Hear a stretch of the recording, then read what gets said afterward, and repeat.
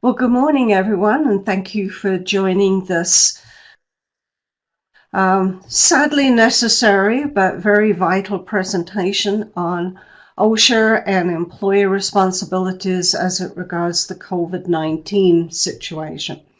All of our events for the rest of this year actually are underwritten by the WasteWater, Water and Wastewater Education, Training and Transport. And we have a quick little message here from Douglas Lugo.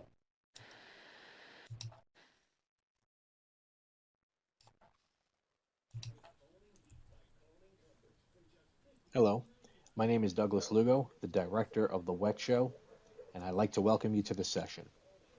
The Wet Show team has put together a series of CEU qualification classes that we hope you will find helpful. These are uncertain times. It's extremely important to be up to date on how the wastewater industry has been affected during COVID-19. The Wet Show team has launched the Wet Plus initiative as a one-stop shop for resources meant to help our industry stand tall. Please visit our site, The Wet Show, that's www.ettshow.com, to access these resources. And remember, we are essential. Thank you and enjoy the session. Okay, we're asking everyone please to just mute your microphones while we get underway here. We thought it was important to make the historical comparison is that this seems to be an unprecedented situation, but it really isn't. We've all had to deal with things like this throughout history. And one of the things I'm sure that you've all heard a lot of is the issue of tracing and tracking, and particularly contact tracing. Nowhere was this more important than in the time of cholera. Now, let's just watch this short little video while people are still logging in. In 19th century London, nothing brought more fear or panic than the yellow flag signaling a cholera epidemic. And the outbreak that hit in 1854 was one of the worst.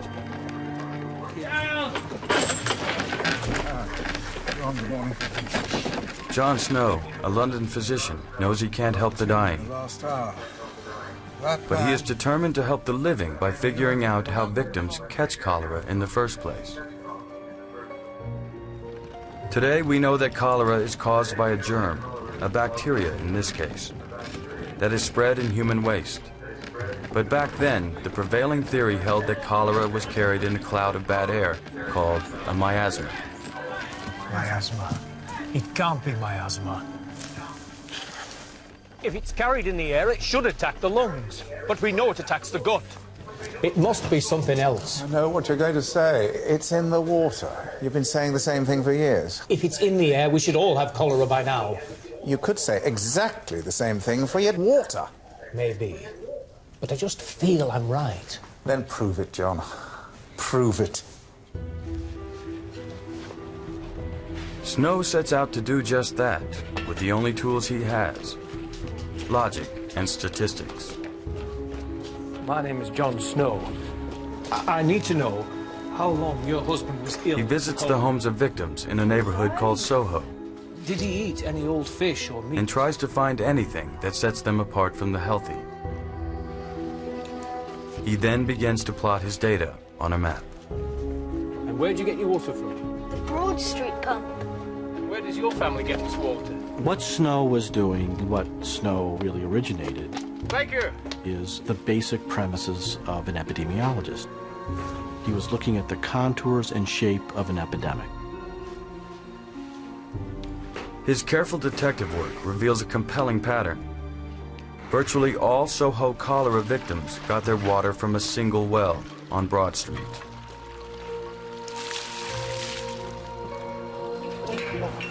Municipal authorities surprised the Soho neighborhood by removing the handle from the Broad Street pump. Get the handle off, man! It's a victory for the persistent John Snow and the power of statistics. And once the pump was disabled, the cases fell like a skyrocket that was done. It was just over. I'll take that. Later, city officials discovered that water from the Broad Street well was contaminated with cholera germs from a leaking cesspool. What John Snow accomplished is now called surveillance and response, and it remains our best defense for combating any disease outbreak. Tracking the outbreak of disease, tracing it to its source, understanding the causal connections, these are still the basic tenets of public health.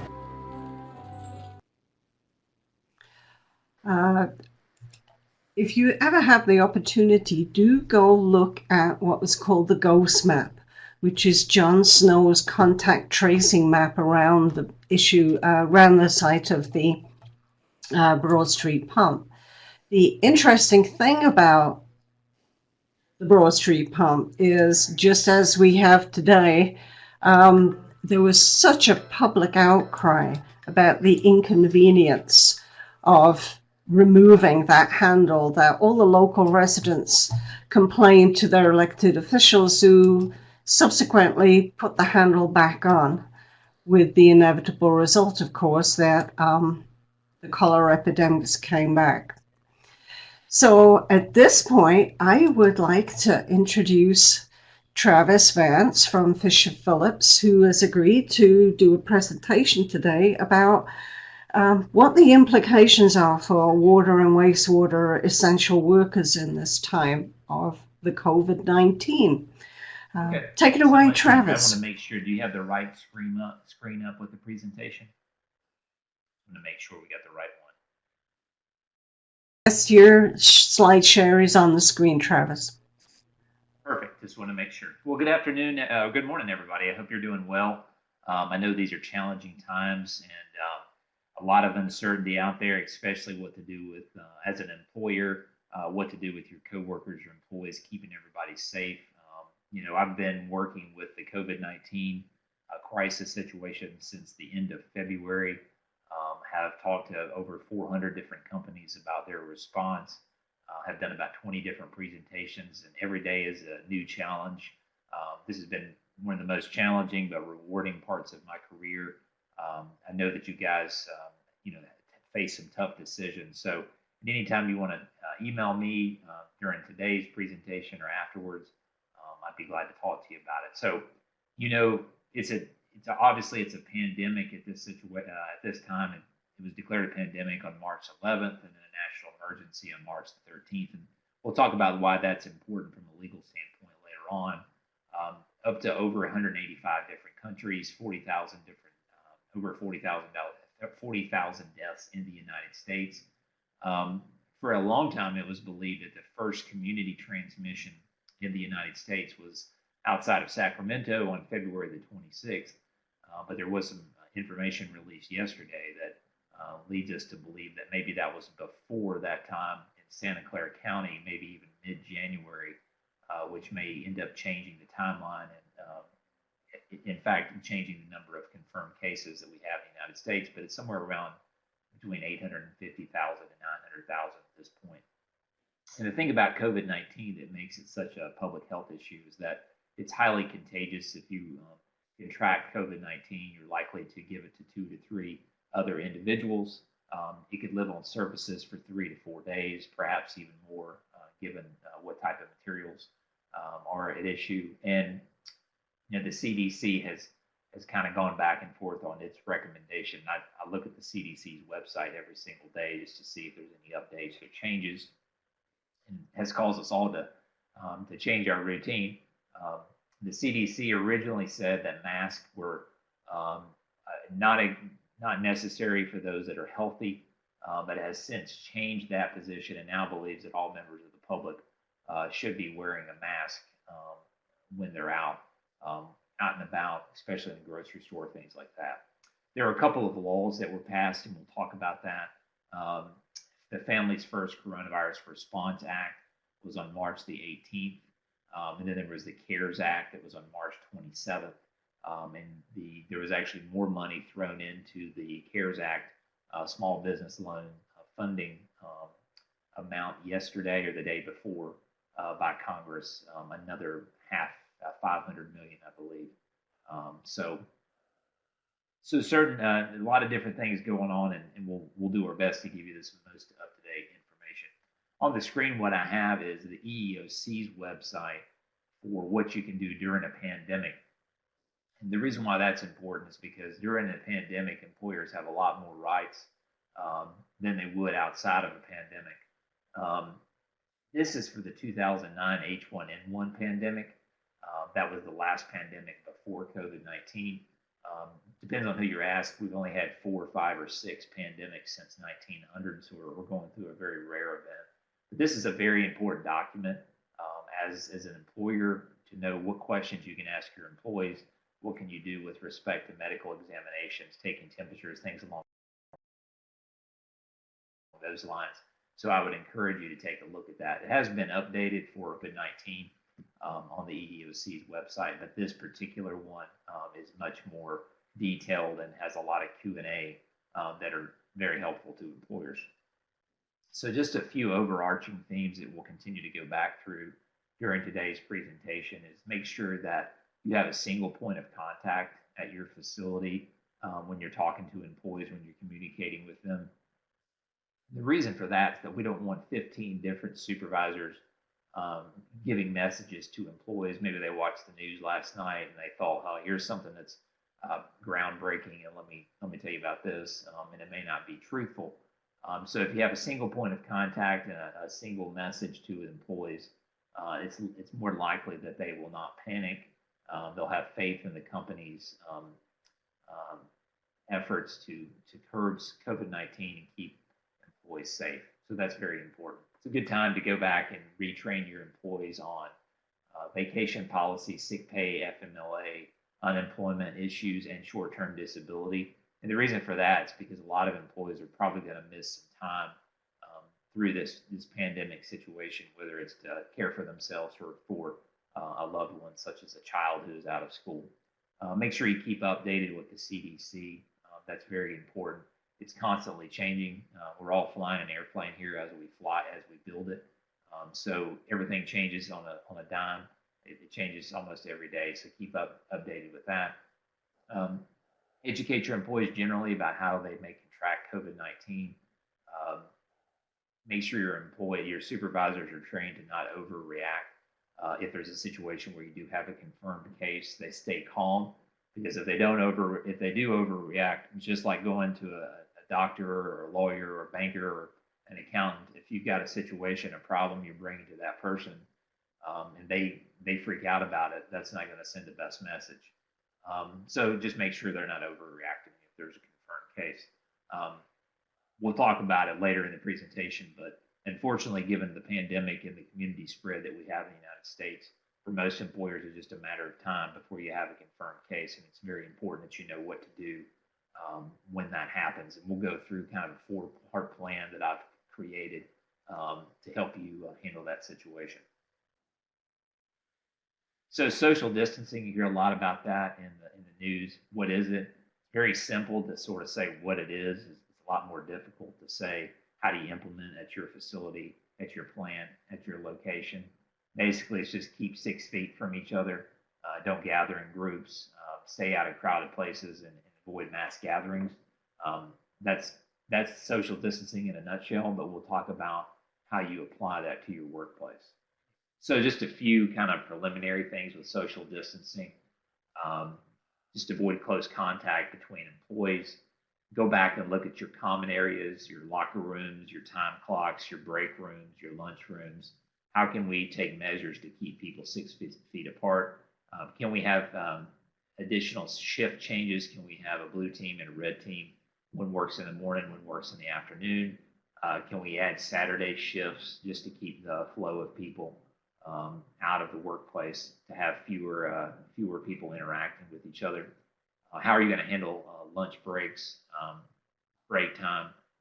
Are you going to stagger it like my daughter's school, where they start at 10:45 and they end up at 2? How are you going to keep people away from each other during those times of the day? And then workstations. If you have a cubicle, if you have a receptionist that's facing the public, you got to take into consideration, how do we keep those people 6 feet apart? It's what I'm calling not not using an architect and a contractor to rebuild part of your facility, but rather taking simple steps to keep people apart, to social distance. It's what I'm calling soft, non-permanent spatial considerations, where you're looking at your workplace and evaluating how do we keep people separated during this time. And we'll talk more about that as well. So why are we doing social distancing? Well, with a virus, it's not going anywhere until we have a vaccine. It's just going to be floating around. It will continue to infect people. And so there's really not anything you can do to run away from it or get rid of it in the short term. So having said that, a lot of people are going to get it. We just don't want everyone to get it at the same time. So what social distancing does is just keeps people away from each other. And that way there's fewer people that are in the hospital, fewer people using ICU beds. And that way our healthcare system is not overwhelmed by the number of people who seek medical attention. So talking about the Centers for Disease Control, the CDC, before we get over to OSHA guidance, the CDC seems to be more fresh, updated, a little bit more particular and detail oriented. Here's some strategies that CDC has put together for employers to consider. I talked about flexible work hours with split shifts, things of that nature, but also just flexible, what they call flexible work sites. But essentially that is just teleworking, have people working from home in your office, especially to the extent you possibly can. And as an employment lawyer, I will tell you that be ready after the pandemic's over for having a lot of requests for office workers to continue to work from home, because I think this pandemic is going to change us all with respect to our views on teleworking. Increase physical space between employees at the work site. We talked about that, about the spatial considerations, increasing the space between employees and customers, the public, people that drop off packages, take all those into consideration. Continue to have flexible meeting options. So video conferencing technology would be a good investment right now because travel is not going to be the same probably for another 18 months or so. See if you can have fewer people at the facility, downsizing operations, delivering services remotely, whether it's professional services over the phone or video, or if you have someone that's going to pick up or drop something off, try to have that designated location outside so that there's not direct contact between your employees and customers or the general public. So the CDC, for you guys, has put forth some critical or essential workforce guidelines with respect to employees that might be exposed to a confirmed COVID-19 case in the workplace. So for general, the CDC, for general businesses, the CDC says that if you are within 6 feet of a confirmed case for a prolonged period of time, you should be sent home for 14 days. But for CDC essential worker guidelines, you guys would fall into that as part of our infrastructure. We'll talk about more about who actually falls into that. But you can do this, you can do the following guidelines for those who are exposed to a COVID-19 but are asymptomatic. So they don't have a fever, they don't have chills, they don't have a dry cough. So they're asymptomatic, but they've been exposed. They can continue to come to work. But during the 14 days after they're exposed, you need to do the following. You need to make sure that the employees have their temperature taken by the employer before they start working. We'll talk about sort of the issues with taking temperatures. The employees need to be directed to regular monitor for symptoms at home. A lot of employers are having them take temperatures twice a day at home, and also working with on-site medical staff to make sure that they're continue to be healthy. They need to wear a mask, a face covering. Ideal would be a surgical mask if you can do that, but that needs to be worn by those employees that were exposed for the next 14 days.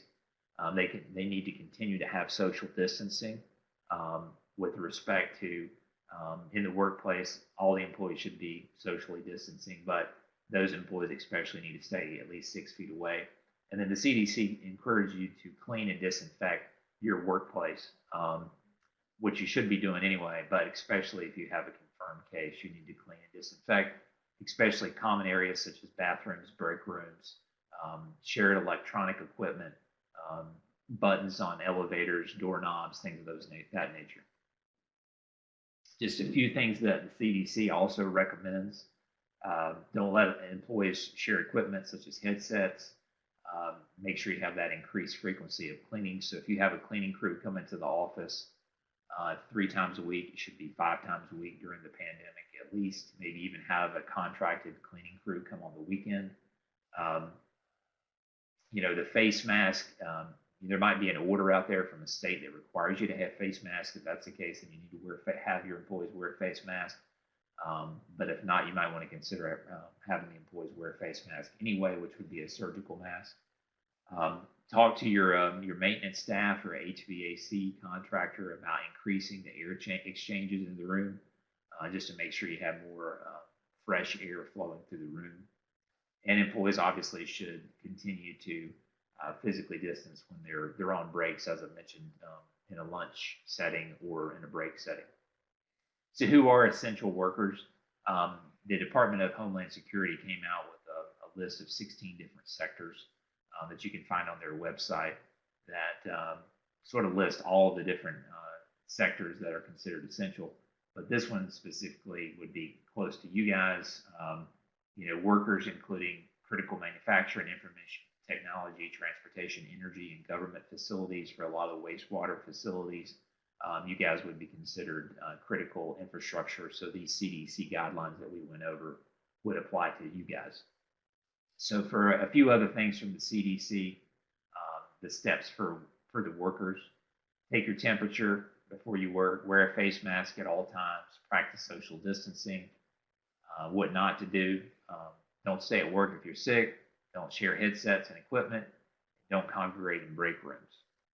For employers, the CDC says make sure to take employees' temperatures and assess symptoms prior to starting work, and we'll talk about the specifics of that. There's really 3 big issues that come up when you take temperatures. If someone becomes sick, make sure you send them home. You talk about face masks, using those, increasing the air exchange, and increasing the frequency of cleaning in the workplace. So that's what the CDC has to say. The CDC, like I said, has been much more updated throughout this process. OSHA does have some guidance out there.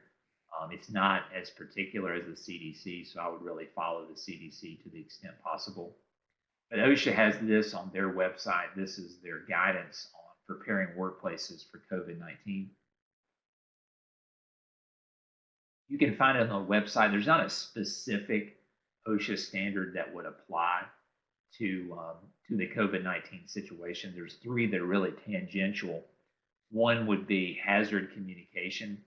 Hazard communication requires you to make sure your employees are properly trained and have proper personal protective equipment when they're using different types of chemicals. And we run into the situation where a lot of times in an emergency situation, an employer will not train their employees on using chemicals that they're using to clean the facility in response to the emergency. So that's very important. The second standard would be personal protective equipment. If you're having someone wear PPE, gloves, goggles, gown, face mask, they need to be trained on how to use that. It needs to be clean, it needs to be sanitary, it needs to be inspected, and you need to do a job hazard assessment for each task to make sure that the proper PPE is used. And then the last one would be bloodborne pathogens, and that would be for those employees, such as an on-site nurse, who would be exposed to bloodborne pathogens as part of their job, and those people need to be trained under an exposure control plan. Those are the big 3 OSHA standards that would tangentially apply. And then, of course, OSHA can use the general duty clause, which is their catch-all standard, which allows them to cite you if you fail to generically maintain a safe work environment. OSHA has put together this guidance, which gives you some additional suggestions, but largely it follows the CDC guidance. And that's basically looking to whether if you can use telecommuting, staggered shift, increase the physical distance between employees and employers, other employees. Also discourage employees from sharing equipment, phones, desks, and equipment whenever possible. And then the sanitation is obviously crucial, and OSHA recommends that you do that. Now, I will tell you, if you have a situation where you have an OSHA complaint or even a fatality, and OSHA finds out about it, then if they came in and you weren't following any of the guidance on the screen from this particular literature, they could cite you under OSHA's general duty clause. So just keep that in mind. Even though there's not a COVID-19 standard on point, you can still be cited under the OSHA general duty clause. And just one brief point here that I want to make is that if you have a COVID-19 case where somebody in your employee, one of your workers, is hospitalized from COVID-19, you don't have to report that to OSHA unless it was contracted at work, and you know that to be the case, and the employee was admitted to the hospital within 24 hours. So it'd have to be work-related and a hospitalization within 24 hours. A fatality would have to be work-related and within 30 days of the work-related exposure. But for most employers, that is not going to be the case. Outside of the medical field, maybe an emergency responder, generally there's not going to be any sort of factual basis to say, yeah, the COVID-19 was contracted at work, as opposed to out into the area. So on the screen, this is a good map. It's a little dated, but as far as the data, I'm sure it hasn't changed much. But if you look at the top right, it's got the people who are most likely to contract COVID-19. Those are people that are close to individuals, dentists, paramedics, flight attendants, and then to the bottom left, you get people that work outside are less likely to get COVID-19 as part of their work. So just one more slide about social distancing, and then we'll get into some specific examples that we've seen in the field. So obviously, they believe that COVID-19 can be exchanged through sneezes, coughs, droplets from your mouth and nose. So social distancing eliminates the opportunity for infected droplets to enter your mouth or nose. They say that if you're in a grocery store, for example, if you cough or sneeze, it could infect someone even 2 aisles away. So it's very important that you stay away from each other, wear those face masks if you can while you're out in the public. So I'm going to go over a few examples here that we've seen of social distancing. So this is just a conveyor belt, sort of an assembly line. And you can see there they put the partitions up to keep people apart during this time. Here's a lunchroom setting where they put this partition up at a table to try to keep people apart while they're congregating in a break room. And then here's a workstation example. As you can see, the X's on the boxes where no one is supposed to stand. The other two areas people can stand, so they're cat-a-corner and away from each other, more than 6 feet. This is a good example here of cleaning cell phones that people use before and after a shift. Just have a cell phone wipe down station so that people can clean that. This is an example of good signage here, just reminding people to wear a face mask when they're inside of a particular area, similar to a PPE requirement, such as hearing protection that you might see on a door like that. And then this is another example here of a break room with the painter's tape there on the tables, so that people have to sit cat-a-corner during breaks, so they're not sitting right next to each other or right across from each other. Another example here of a workstation where they put the lines up there just to keep people separated. And then for more of an office setting, you can see they've taken this 8-person table, turned it into about a 4-person table, or maybe a 6-person table into a 4. Just to keep people apart, and note the Clorox wipes and the hand sanitizer there on the table as well. And just one other example there on a workstation. And this is really just to keep your equipment and your tools and your items apart so that you're not sharing things that are touched by other people. And then this one was just kind of thrown in there as something that's a little silly, but just shows you some of the extremes people are taking to keep others away from them. Now, we talked a little bit earlier about surfaces, issues with respect to cleaning surfaces. And the reason the surfaces are so important is that, as I mentioned, you can have a live COVID-19 virus on a particular surface for 3 to 4 days. This depends on what type of material it is. So it's very important to make sure you keep the surfaces in your facilities clean. We talked earlier about temperature taking. This is the photo from the LA Times back when people were being tested in restaurants. Of course, most restaurants aren't open at this point, but it's just a good visual there of taking temperatures. I told you I'd get to the key considerations when you're taking temperatures, and as a critical work environment, you guys are encouraged to take temperatures, and there's really 3 main areas that you need to consider, and that's the privacy of the medical information that you're taking. So when you're taking the temperatures, it's not a good practice to store or collect that data. Johnny's temperature is 101, and we put that in a file. Just because of the way that this is set up, it might be outside, might be kind of, informal. That information might be distributed improperly, might get somewhere it's not supposed to be, it might set up some sort of privacy claim. In California, there's a form you have to hand to the employees before their temperature's taken, and you have to make sure that that's provided. So that's one of the main issues, is that the medical information. Our recommendation is to have an instant read thermometer like this lady here. Just note the information, show that to the employee if it's above 100.4, and then just ask them to leave the facility at that point. Just make sure that their information is private. The second thing is logistics. Depending on how many people you need to take the temperature of 25, 50, 100, 200.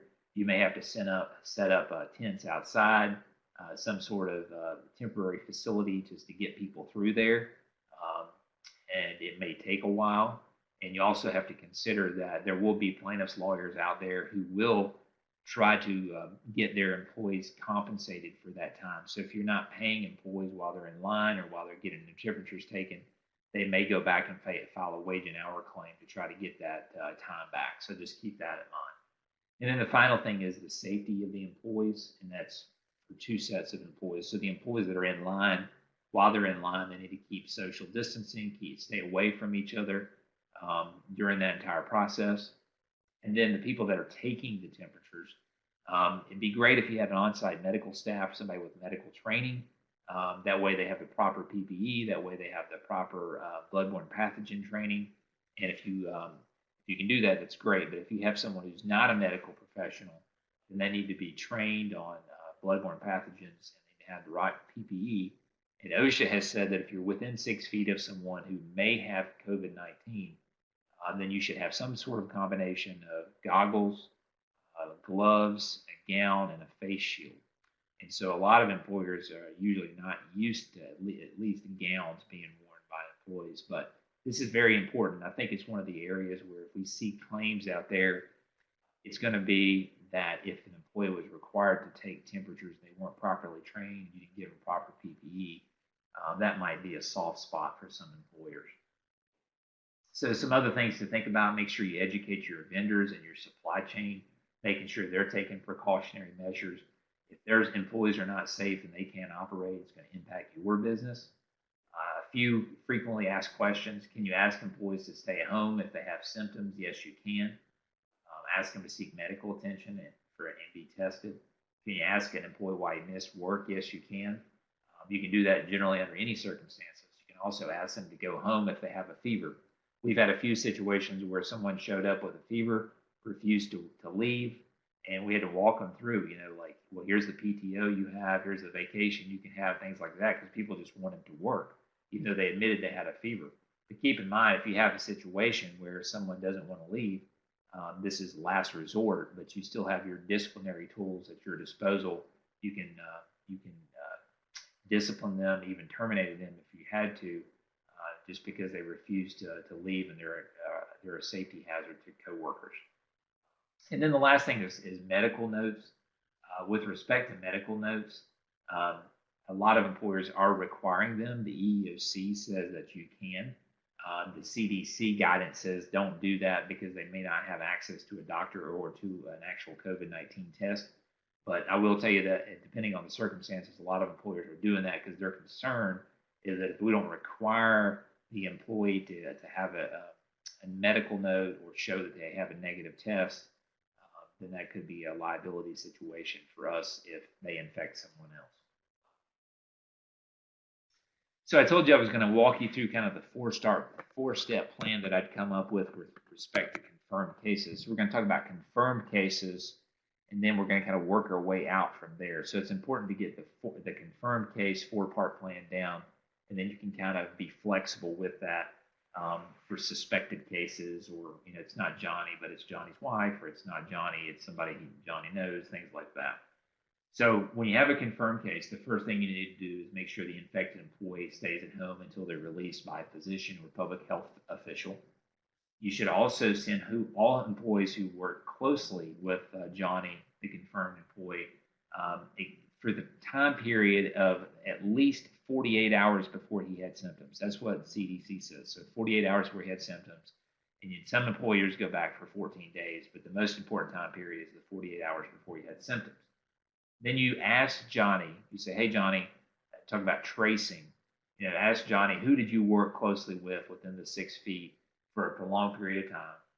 CDC says more than a few minutes. Now they're saying it could be 10 minutes or more, it could be 30 minutes or more. It just depends on the circumstances, how close they were, how did they exchange equipment, did they exchange materials, things along those lines.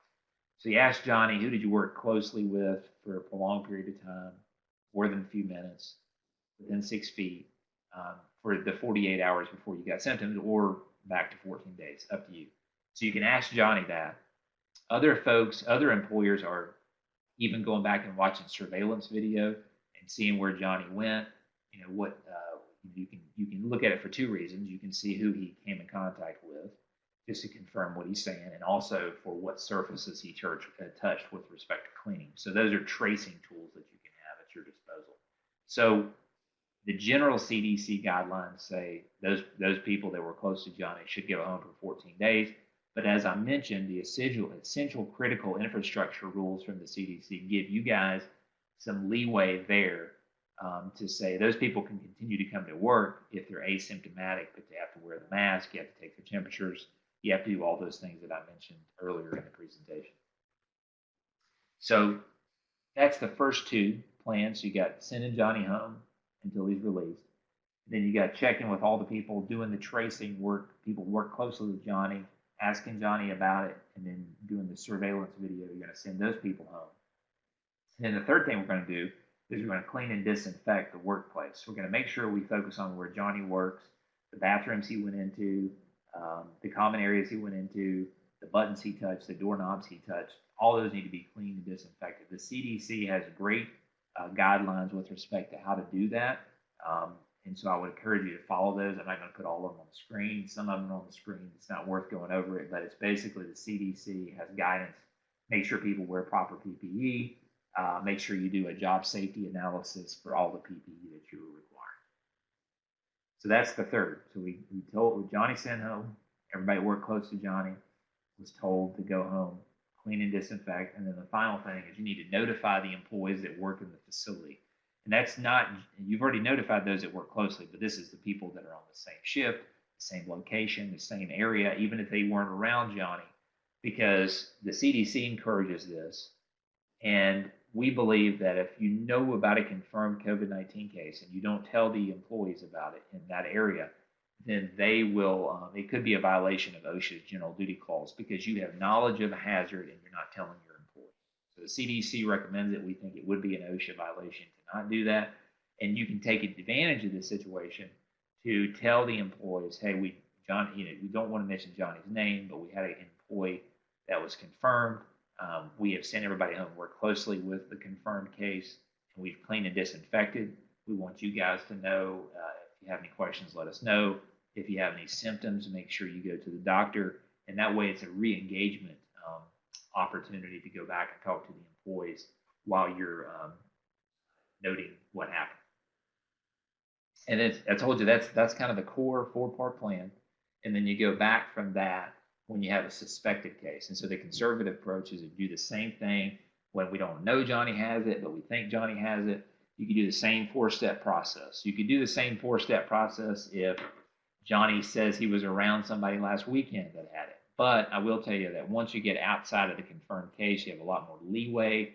Some employers are very conservative, and some of them are not. But it's that 4-step plan on the confirmed case is the most crucial, and then you work your way out from there. With respect to masks, we talked about that earlier.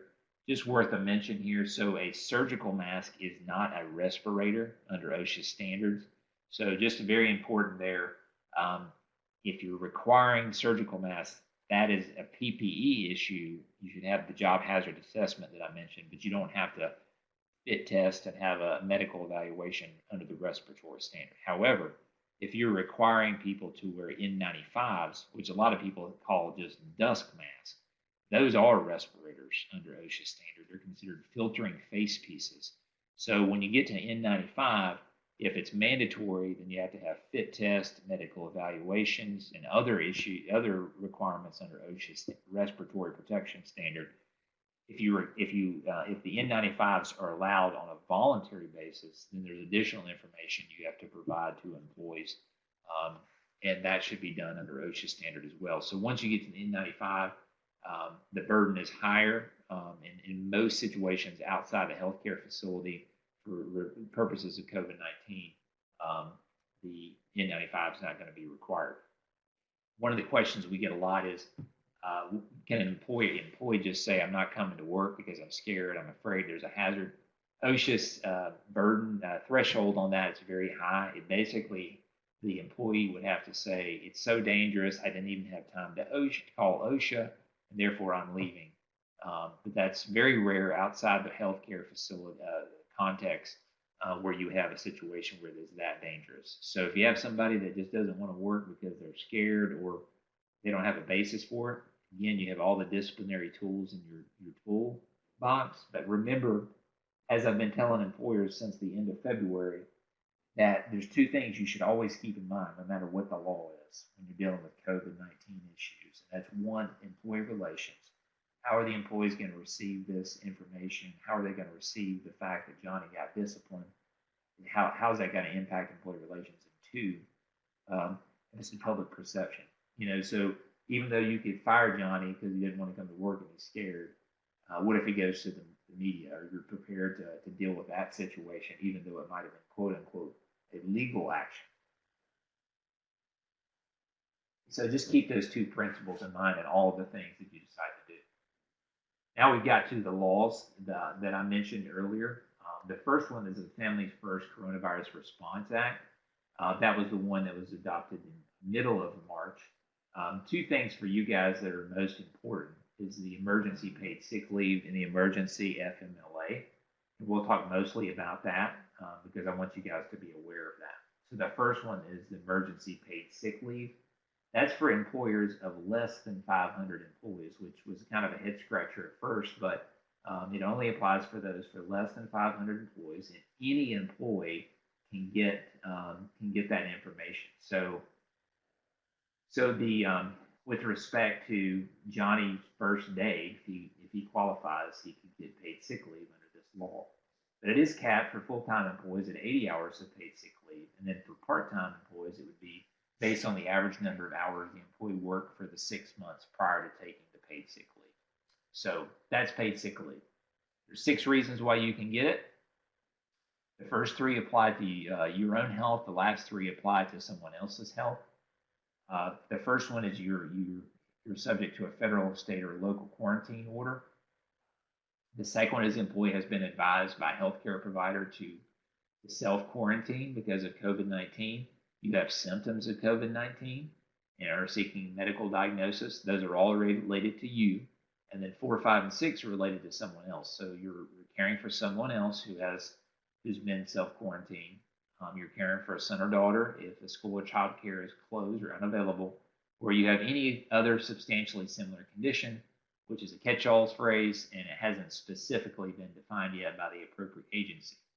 The reason why those are important, I distinguish 1, 2, and 3 from 4, 5, and 6 because it impacts the amount that you have to pay. So for 1, 2, and 3, you pay the employee the higher of their regular rate, federal minimum wage or local minimum wage. And then for reasons 4, 5, and 6, it's 2/3 of that rate. And then the amount you have to pay the employee is capped at $511 per day or $51.10 in the aggregate for the reasons 1, 2, and 3, or $200 per day and $2,000 in the aggregate per person for qualifying reasons 4, 5, and 6. So that's emergency sick pay. The other part of that law you should be familiar with is Emergency Family and Medical Leave Act. Again, that applies to small employers less than 500. If you have a hardship, if you're less than 25 employees, you can apply to get an exception to this law, and they're still working on the test for that. And basically what the EFMLA is expands regular FMLA. Usually under FMLA, you have to be with the employee for 12 months and 1,250 hours in that year to get FMLA, but here you can get it even just after 30 days. And it provides you up to 12 weeks of paid job protected leave, and it's paid after the first 10 days. So you have 12 weeks of protected leave if you're unable to work, if you're caring for someone who has had their school closed, your son or daughter has a school closed, or child care facilities closed due to a public health emergency, and that is defined as an emergency with respect to COVID-19 declared by a federal, state, or local authority. And so the first 10 days of emergency FMLA can be unpaid. An employee can elect to take other type of PTO during that 10 days, but you cannot require the employee to substitute that leave for the first 10 days. And then after those first 10 days, then you're going to have to pay the employee 2/3 of their regular rate. And then there's an equation there for part-time and irregular schedule employees as well. But the pay is capped at $200 per day and $10,000 in the aggregate. And a few things to keep in mind, especially if you're in California or some other state with a lot of local laws. There might be local laws or state laws that require you to do sick pay, or maybe FMLA on a state level that are in addition to the new emergency federal laws. Just keep that in mind as well. So the other law is the CARES Act. That's really focused on, it was signed on March 27th. That's really focused on getting money in your pocket during this process to take care of payroll and things like that. The one you've probably seen the most of is the Paycheck Protection Program. That's the covered period is February 15th to June 30th. It applies to employers with less than 500 employees unless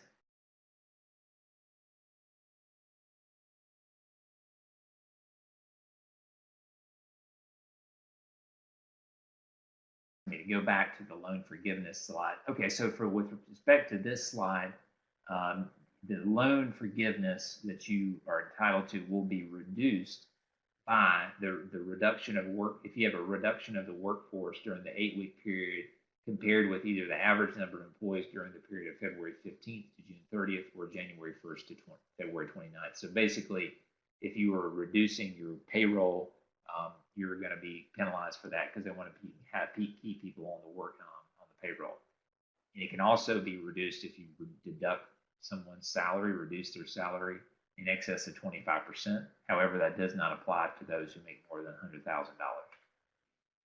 The other product that is available out there is an existing SBA loan. This is a low interest loan that you can get to cover repairs and replacement of physical assets and operating expenses after a declared disaster. And those loans are available up to $2 million. We've got just a few minutes here. I just want to go back and touch on a few practical takeaways. Just as an overview is to make sure that employees wash their hands, make sure they have sanitizers and soap available, make sure you educate your workforce about social distancing, how to identify symptoms of COVID-19, have as many people working from home as possible. As a general rule, nobody should be coming to work to fever, just like my daughter can't go to kindergarten with a fever. If you have 100.4 or more in the last 24 hours, you should not come to work. Try to get employees not to touch their face, their mouth, their eyes. Make sure you increase your custodial and sanitizing schedules to the extent possible. encourage employees to contact a doctor if they have any sort of symptoms of coronavirus. And then Dendra wanted me to mention that there's, if you go to some of the healthcare, health insurance enrollment websites, they have gone back and opened up some special enrollment periods. And so you or your employees may be entitled to enroll in government-sponsored healthcare plans during the COVID-19 crisis as well. Okay, so it didn't leave us a lot of time for questions. But Dendra, if you want to open up for questions, I'd be glad. Yeah, there was one question that came in from Danielle about particularly folks who work in the wastewater service professions, septic servicing particularly, about appropriate PPE gear for them. There is a lot of research and consideration going on right now about the ability of the virus to spread in wastewater effluent. I think the jury is still out on that, but practicing good, safe sanitation and PPE gear is just good best practices at any time, not just for COVID-19. But the accessibility of PPE gear and what is appropriate for wastewater service providers, I think that's covered in some of the CDC documents and also the OSHA. Are you familiar with that, Travis?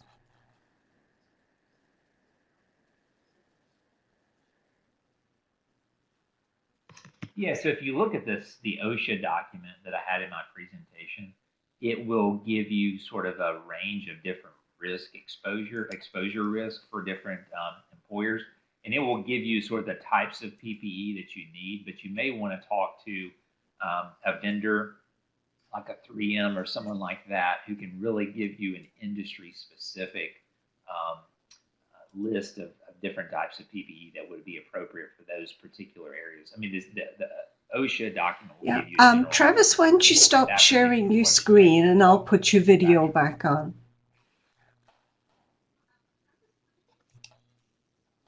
Okay, there we go. That should free up some bandwidth. So there we go.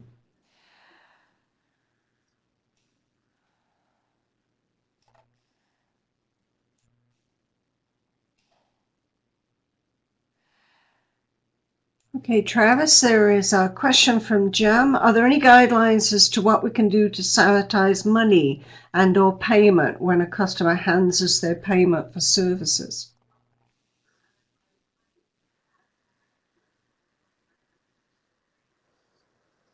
Yeah, I haven't seen any guidelines on sanitizing money. That's a good question, but there are a couple things I have seen that are along those lines. One, just try to the extent possible, try to have other means of payment available. But if you are handling cash, you see it in a lot of drive-throughs and things like that right now, is just have the employees that are handling cash to wear gloves, because you may not know when you're going to get it. But I haven't seen any specifics about sanitizing cash, but I would just try to use gloves or avoid cash payment. Yeah, the options I've seen are basically just to have a bowl or something you carry with you that people put their money into. And, if you're in the wastewater service profession, you should be wearing gloves anyway. So I know it's hard to do small detail stuff like counting change when you have your big bulky work gloves on, but with your regular latex, unless of course you're allergic to latex gloves, which somebody actually texted this question in, Travis. What happens if you have an allergy and you're required to wear gloves?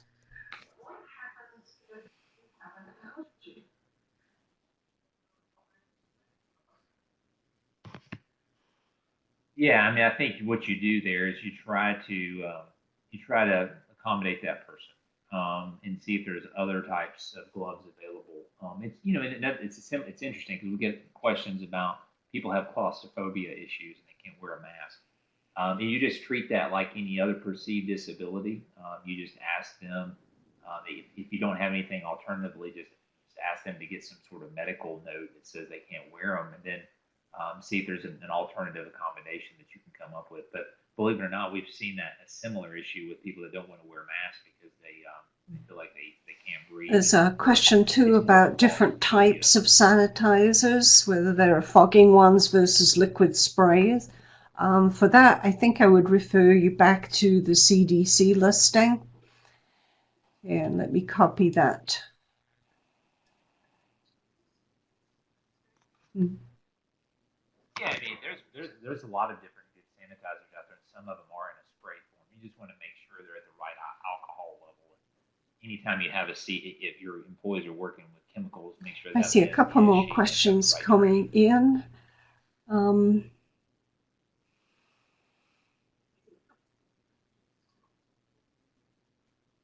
We'll just wait for this one to come in, and then we will. Oh, a couple more. I'm going to pull over my contact here.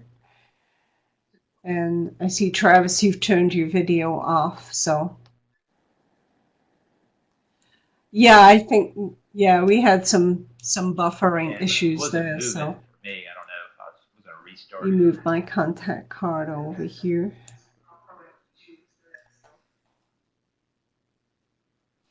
Oh, okay. Here is, it's actually, if you're watching this recording, you will get a link to the recording afterwards.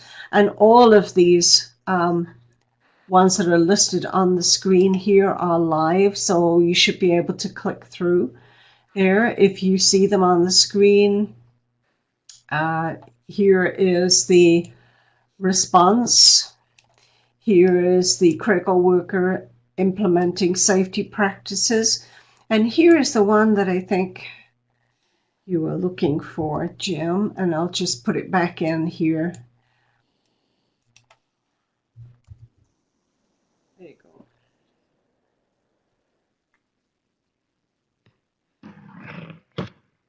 Yeah. Yep. There's a lot of CDC guidance out there, but that's the cleaning and disinfecting right there.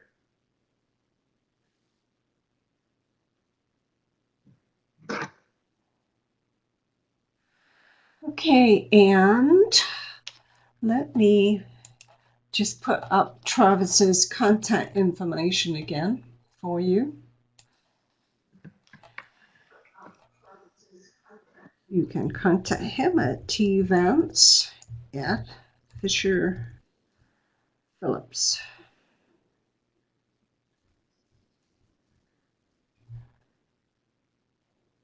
.com. And the phone number listed is there you go. Okay, are there any other questions before we close out today? I'm sure there are going to be a number of follow-up issues on this. You may have seen that if you are a LinkedIn participant, and when we send out the final evaluations for this, I'll include a couple of upcoming events too about the discovery of COVID virus in wastewater effluent. But that's mostly been at major treatment facilities. I haven't seen anything yet as far as its survival in on-site system effluent. That's not to say it isn't there, but I am not aware of any research being done on that at the moment. I'm not seeing any more questions coming in. Travis, thank you so much for your time today. I think there's a lot of confusion of what I as an employer have to do, what are my rights as an employee, and as we said at the beginning when we looked at John Snow and cholera, we still have cases of cholera here. We still have typhoid. We still have a number of coronaviruses in the system. The difference is this one is novel, which means it's the first time it's reached this level of infection. It will be a long time. And that's something that we're all going to have to wrap our heads around, I think, that it is going to be a long time before we develop a vaccine. And even then, it will still depend, just as Snow's research did, on contact tracing and making sure that everyone that needs the vaccine or contact tracing has been identified. So Thank you so much again. If anybody has any questions, you can contact me or you can contact Travis, and we hope to see you again. Thank you so much to the Wet Show folks for underwriting the presentation today. And everyone go out, be safe, stay home, wash your hands, and be sure that you are conveying factual information to the people that you come in contact with. There's a lot of bad information out there at the moment, and that's contributing, I think, to the fear factor. So thank you again, everybody, and goodbye.